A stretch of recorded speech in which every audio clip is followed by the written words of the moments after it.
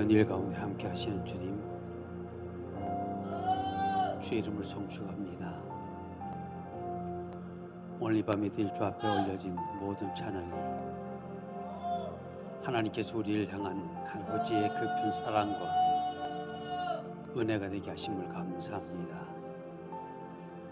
우리 예배가 매 순간순간 찬양으로 주 앞에 올려드릴 때에 이것이 우리가 주님 앞에 올려드린 찬양뿐만 아닌 하늘의 천사들과 더불어 찬양함으로 이 땅 위에도 그 평화의 말씀들이 그대로 이루어지는 놀라운 은혜와 복이 있게 하여 주시옵소서.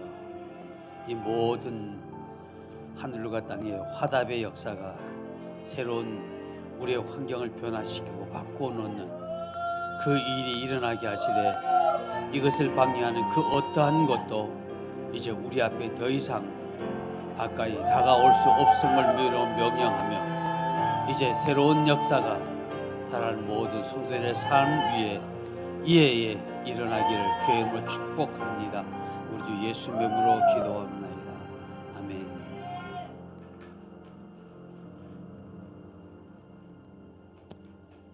우리가 주의 길을 갈 때 반드시, 이건 어쩌다가 아니라 반드시입니다. 반드시 반대의 무리는 일어난다. 그러한 사실을 여러분이 인지하셔야 됩니다.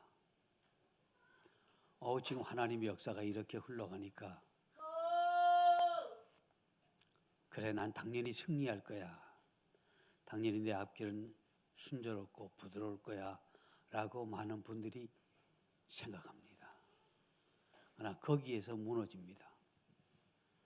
하나님의 흐름은 흐른 만큼 반드시 그 흐름에 반대되는 그런 흐름도 있다는 사실입니다.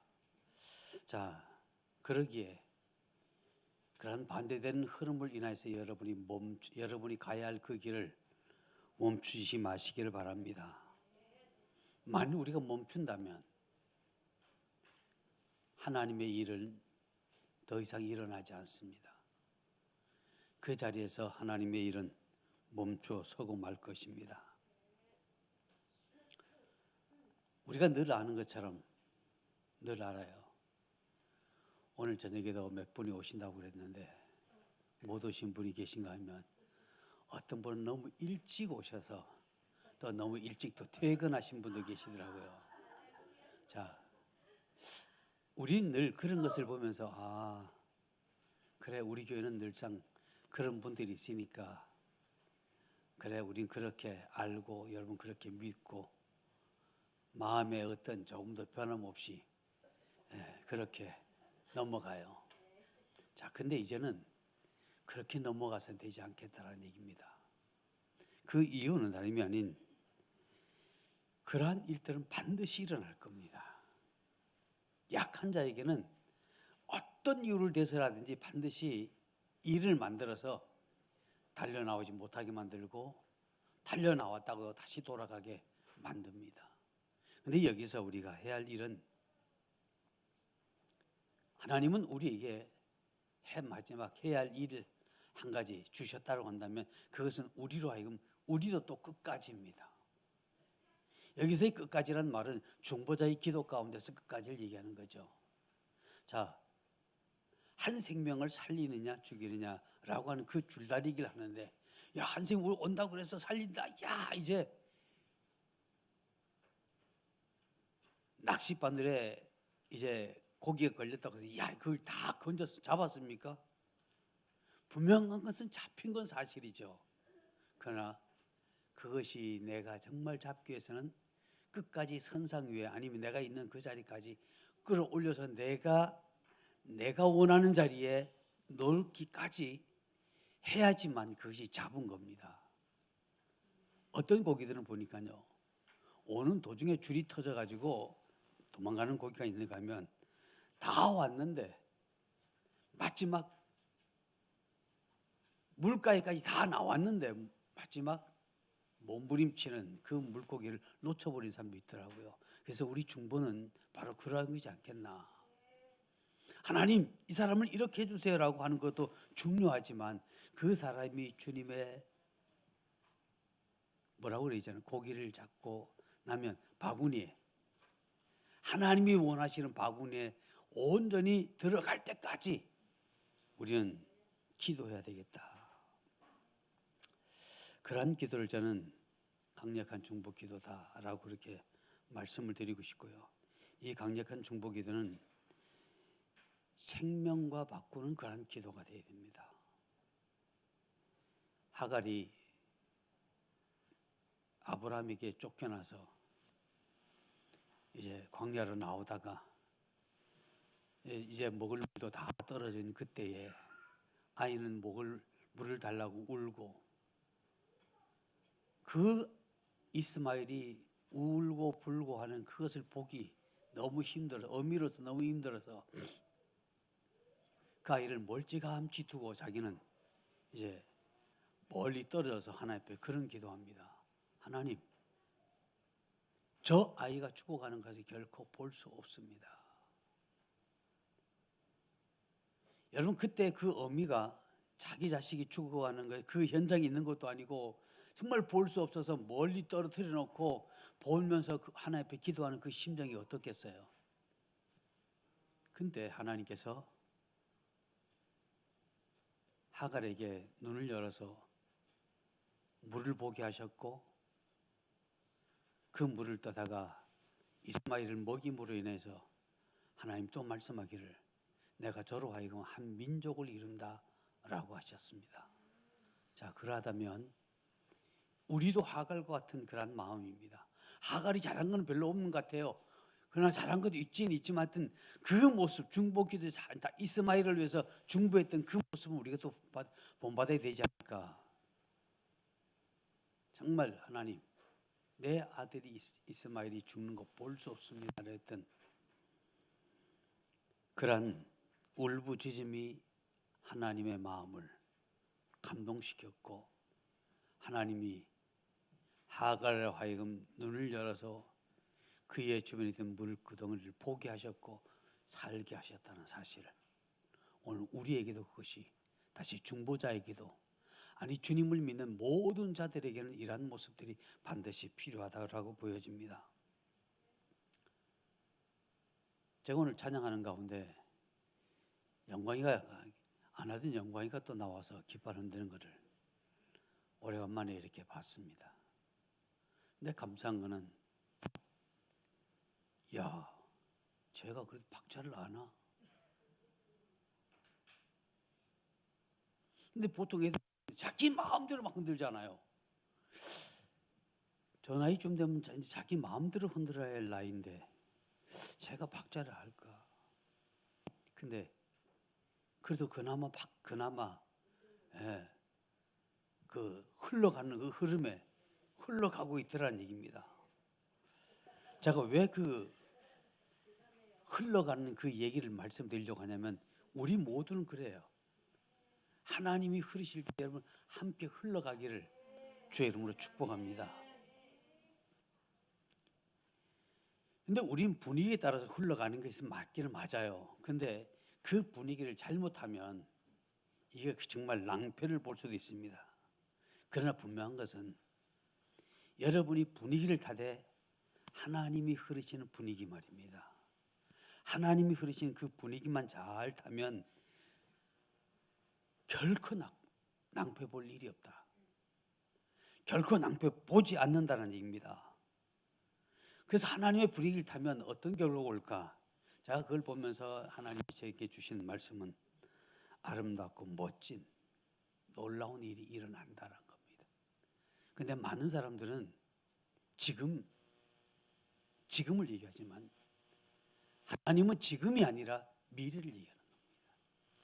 근데 하나님이 말씀하시는 그 미래는 오늘 이 순간 우리가 집에 갈수도 되어지는 것도 미래고요, 내일 되어지는 것도 미래고요, 한 달 뒤에 되어지는 것도 미래예요. 근데 그 미래가 계속 그 미래 가운데 이루어질 하나님의 언약이 이루어지려면 우린 계속 하나님의 흐름 가운데 같이 거기 묻어가는 겁니다. 하나님의 흐름에 같이 묻어갈 때에 우리는 정말 어느 누구보다도 지금까지 우리가 나이 먹은 만큼 횟수가 그만큼 지나갔는데 그 어느 해보다도 여러분의 올해에는 놀라운 변화의 해가 분명히 되어지리라 믿습니다. 우리는 하나님 만지신 하나님, 그리고 치료하신 하나님, 고치시는 하나님, 우리를 바꾸어 주신 하나님, 사실 그게 어떻게 보면 다 똑같은 거예요. 내가 조금 전에 바꾸시고 치료하시고 그런 얘기했는데 다 한 가지예요. 그게 누가 하시냐?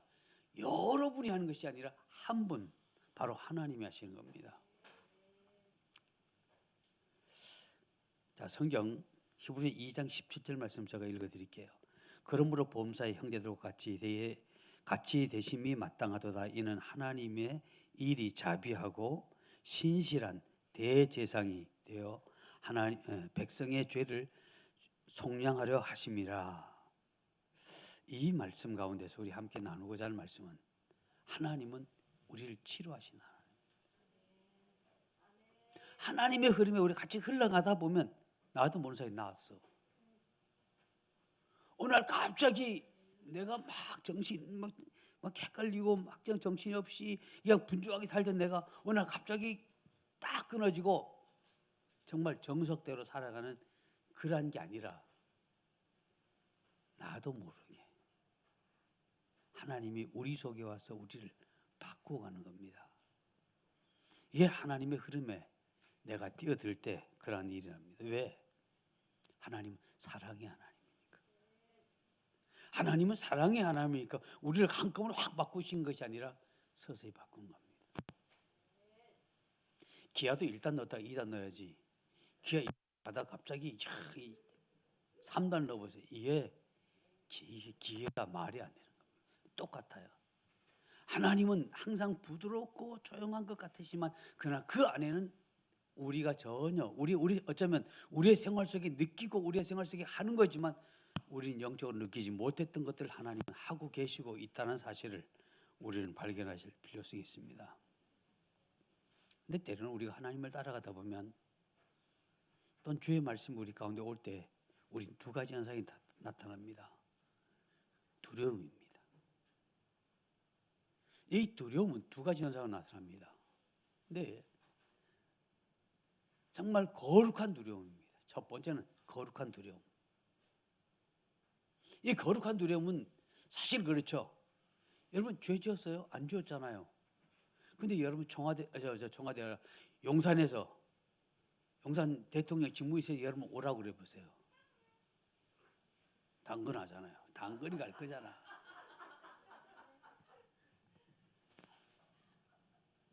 용산 집무실에 대통령 비서관이 와서 여러분이 각각해서 당신을 오라고 부르셨습니다. 죄 안 지었어요.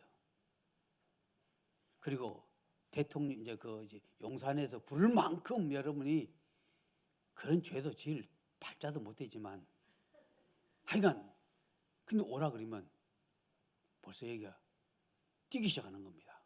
아무 일 없어요. 그리고 갑자기 멘붕이 와요. 뭘 해야 할지 잘 몰라.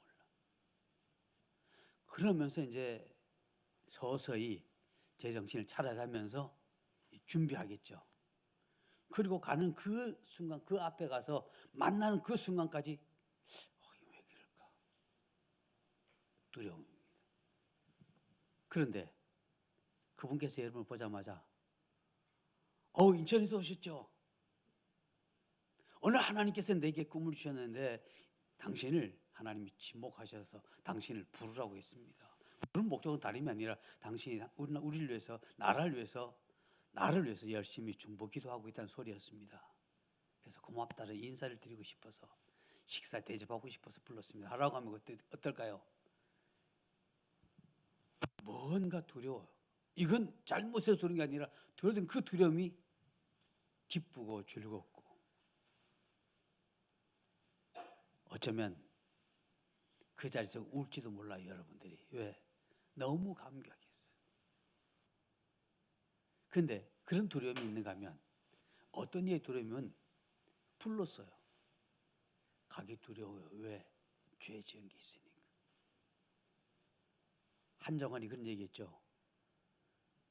죄 없는 사람이 검찰에서 부른다라고 무슨 두려워할 게 뭐 있어.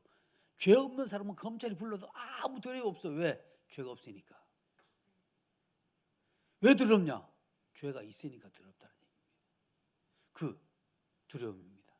그런데 우리 안에 하나님이 우리를 부으실 때 두려운 문자가 두 가지예요. 하나는 거룩한 두려움이고 하나는 내 안에 있는 어둠이 자기의 모습이 드러날까 봐 우리 하여금 가슴을 벌렁벌렁 되게 만드는 거예요. 그러나 아까도 말씀드렸지만 하나님의 흐르심이 올라갈 때는 어떤 두려움이든 여러분 전혀 상관하지 말고 용기 내서 달려나가십시오. 하나님은 여러분의 편이십니다. 그리고 그 하나님은 우리를 사랑하시는 분입니다. 그 하나님 우리를 사랑하셨기에 당신의 아들 독자를, 이게 당신 아들이 문제가 아니라 독자입니다. 그분의 독자입니다. 그분의 독자를 나를 대신해서 십자가에 내어주셨다는 사실, 이 땅에 보내주셨다는 사실. 자, 그 예수가 우리의 대제사장이 되셨습니다.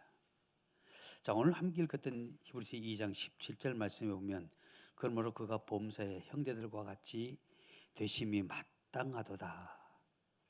이는 하나님의 일에 자비하고, 하나님 일에 자비하고라는 말을 보니까 동정심이 있는 자비로운 것을 의미하기도 합니다. 그러니까 우리 주님은 우리에게 항상 자비로우신 분이에요. 그러니까 그 자비로우신 분이 어떤 신실한 대제사장이 되었다라니, 자비로우신 분이 그냥 자비로운 것을 끝나지 않고 우리의 신실한 대제사장이 되셨다. 여기 신실하다는 그 말을 보니까 믿을 만한, 신뢰할 만한, 또 신임 있는, 또 믿는. 그러니까 우리가 언제든지 믿어도 전혀 우리의 삶 속에 손해난 것이 요마침도 없는 그러한 분이 우리의 대제사장이 되어주셨다. 대제사장은 백성들의 죄를 지적하는 게 아닙니다.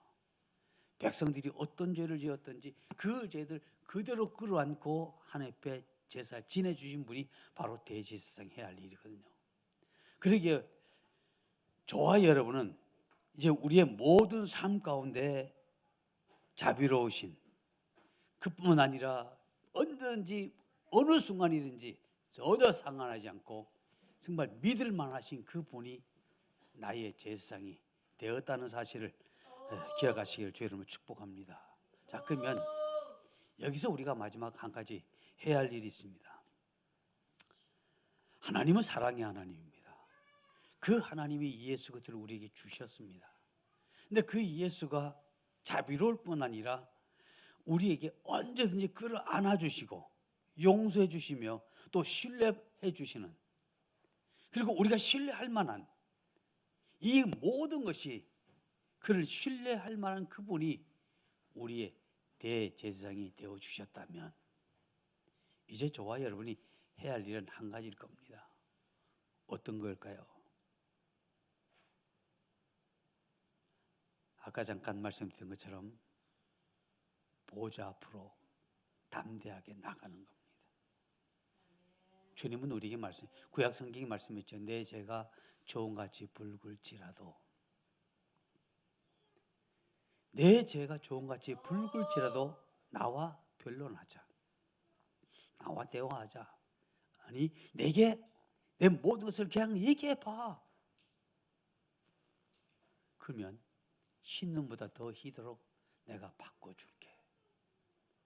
그게 바로 자비로우신 우리의 대제사장이라는 사실을 확신하시기를 주님을 축복합니다.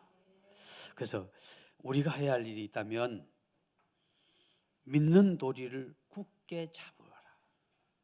믿음의 도리를 굳게 잡으라. 이 믿음의 도리를 굳게 잡으라는 얘기는, 믿음의 도리는 우리의 마음에 각자 나름대로 그 신앙의 고백이 있잖아요. 난 주님에 대한 신앙의 고백 각자 다 다를 거예요.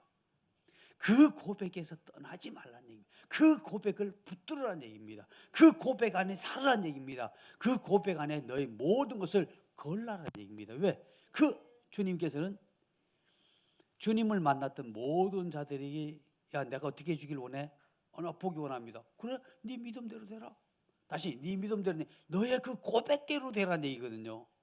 자, 그러하다면 여러분이 믿는 도리, 다시 여러분이 고백하는 그 고백 그대로 그것을 굳게 잡으라라고 히브리서 4장 14절에 우리가 믿는 도리를 굳게 잡을지어다라고 바울은 히브리 교인들에게 말했습니다. 자, 이 말은 그들에게만 말한 것이 아니라 지금 우리에게 내가 믿는 그 믿음의 도리, 다시 내가 고백한 그 고백의 그대로 실상 그대로 내가 그대로 흔들리지 말고 고백한 거 그대로 믿고 나아가라 라고 우리에게 말씀하고 있습니다. 자, 굳게 잡으라는 얘기는 원어에 보니까 체포한다, 동의한다 거든요. 그러니까 여러분이 고백한 것을 여러분이 어떻게 붙들어라. 체포는 묶는 거잖아요. 그러니까 붙들어라는 얘기입니다. 그리고 그 일에 너희들이 동의해라. 예, 내가 고백한 그것이 정말입니다. 그래서 내가 이를 체포했습니다. 이제 내가 놓지 않습니다. 놔주지 않을 겁니다. 라고 하는 말이기도 합니다. 자, 그러면서 15절 말씀에는 우리에게 있는 대제사장은 우리의 언약을 동정하지 못하실 리가 아니고 모든 일이 우리와 똑같이 시험을 받으시니 우리와 똑같이 우리를 때로는 동정도 해주시고 우리의 모든 걸 다 이해한다는 얘기입니다. 그러면서 그분은 왜? 그러면서 그분은 우리와 똑같이 시험도 받으셨다. 우리를 하나님이니까 이해할지 모르지 라고 아니라 우리와 똑같은 인성을 가지고 똑같은 육체를 가지고 계셨기 때문에 그가 말없이 표현하지 않았지만 이 세상에서 당했던 우리의 그 모든 것을 그 또한 그대로 당하셨다. 그러기에 그 당한 마음, 상처받는 마음, 그리고 억울함을 당하는 그 모든 것을 다 그분은 이해한다는 얘기입니다. 알고 있어 체험했다는 얘기입니다. 그러므로 16절 히브리 4장 16절 말씀이 그러므로 우리는 긍휼하심을 받고 긍휼하심 뭘까요? 불쌍히 여김을. 주님께서 이미 다 해봤잖아요. 다 겪으셨잖아요. 그러니까 우리를 충분히 벌써 현미경보다 뻔히 안다는 얘기입니다. 그러기에 우리를 불쌍히 긍휼히 여겼다, 불쌍히 여기신다는 얘기입니다.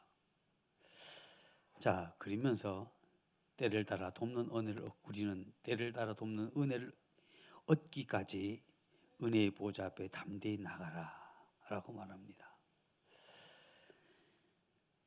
때를 따라 돕는 은혜라는 얘기는 시련과 유혹, 때에 따라서 우리의 가운데 임하는 시련과 유혹을 우리로 하여금 그냥 하나님의 은혜 안에서 은혜라는 얘기는 하나님의 호의로 받아주셨다니 이해해 주시고 넘어가게 해주신다 그런 말씀합니다. 자, 그러기에 이제 우리는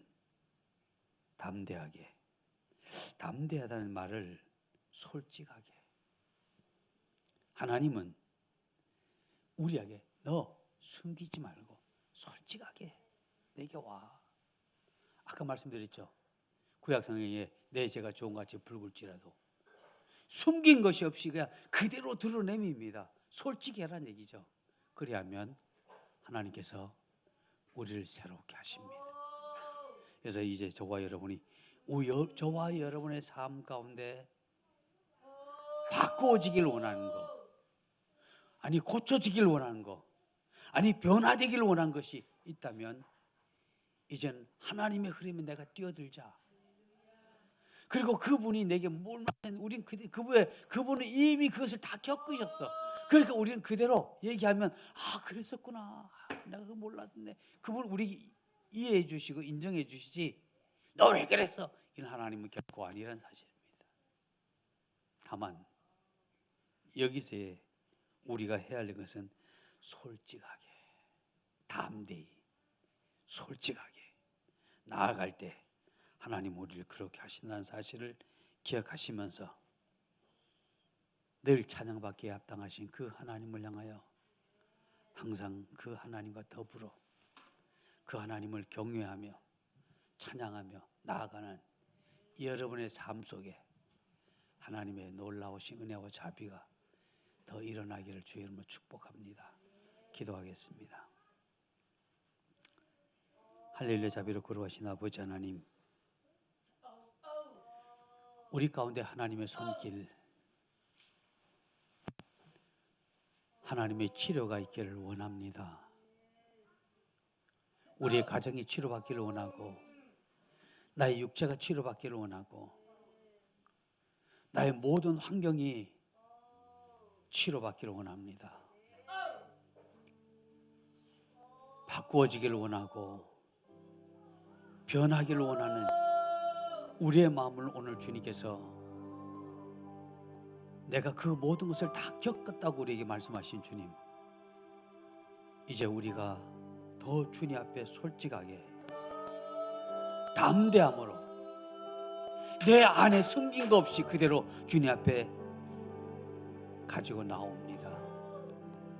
오늘 저들의 마음 가운데 내 안에 누구에게 말하지 못했던 것을 고백하는 저들의 고백 위에 하나님께서 담대함이라고 말씀해 주시고, 솔직합니다, 내가 너에게 원했던 그 말이라고 우리 주님께서 말씀해 주시고, 그러나 두려워 말라, 내가 너와 함께하리라. 하갈의 눈을 열어서 이스마엘을 살릴 수 있는 물을 보여주셨듯이 오늘 사랑하는 모든 성도들의 눈을 열어서 하나님 지혜를 열어서 하나님의 새로운 길을 보여주셔서 우리로 승리자가 되게 하시고 하나님께 영광 돌릴 수 있는 우리 모두 되도록 축복해 주시옵소서. 더욱더 하나님 앞에 강한 중보자로 세워지기를 원합니다.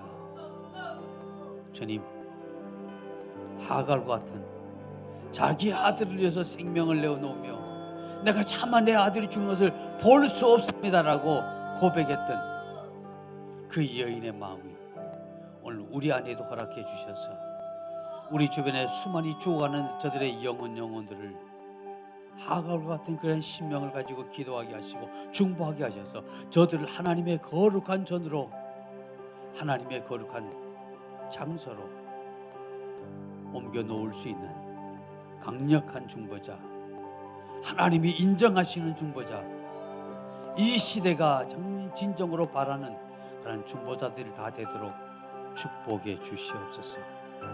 주의 몸된 교회에서 올려지는 찬양과 주의 몸된 교회에서 올려지는 당신의 사랑하는 성도들의 모든 기도 위에, 중보 위에 하나님께 늘 인치시고 하늘의 천군 천사를 보내셔서 옹호하시며 보호하시며 또 그 일을 위해서 일하시는 은혜와 복이 있게 하여 주옵소서.